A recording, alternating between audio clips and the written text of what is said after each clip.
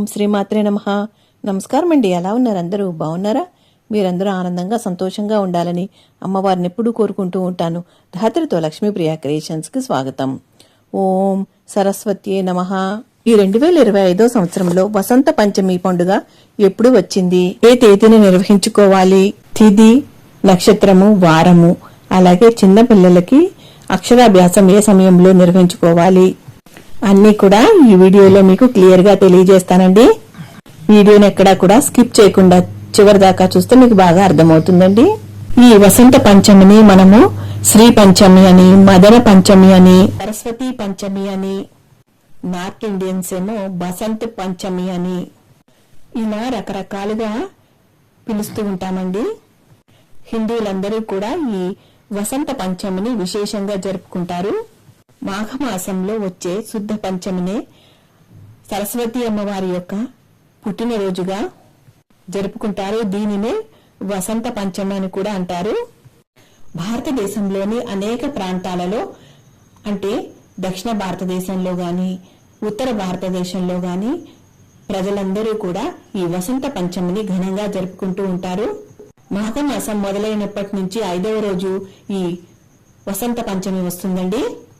ఈ రోజు నుంచే మనకి వసంత కాలము అనేది ప్రారంభమవుతుందండి.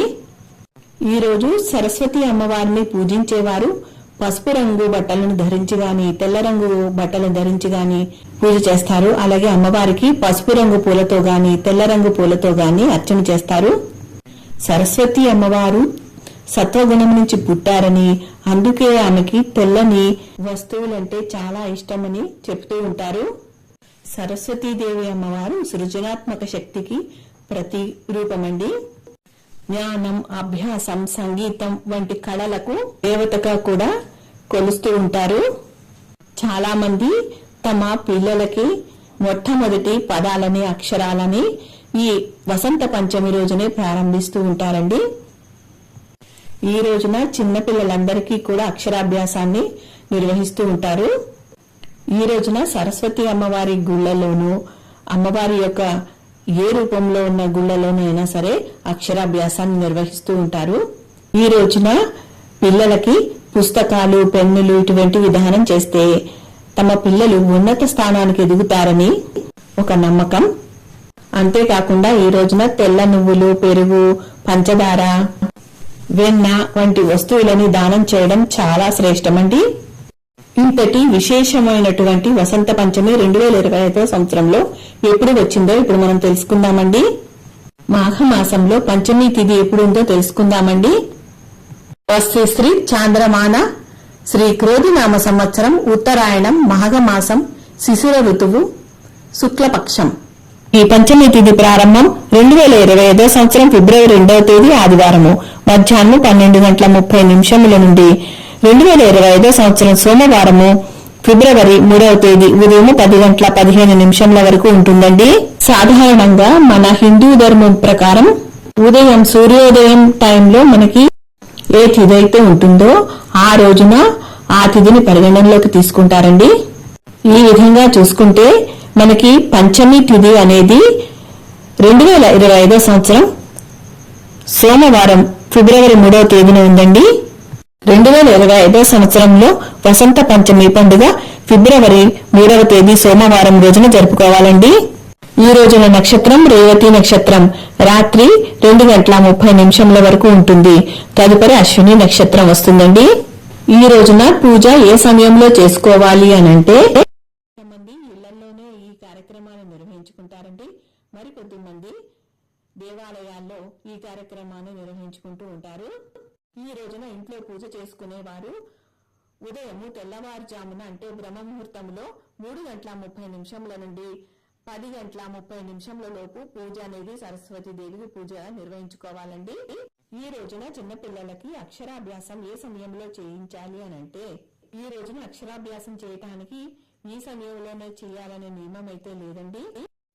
ఈ రోజున ఉదయం నుంచి సాయంత్రం లోపు మీరు ఎప్పుడైనా కూడా ఈ అక్షరాభ్యాసాన్ని నిర్వహించుకోవచ్చండి.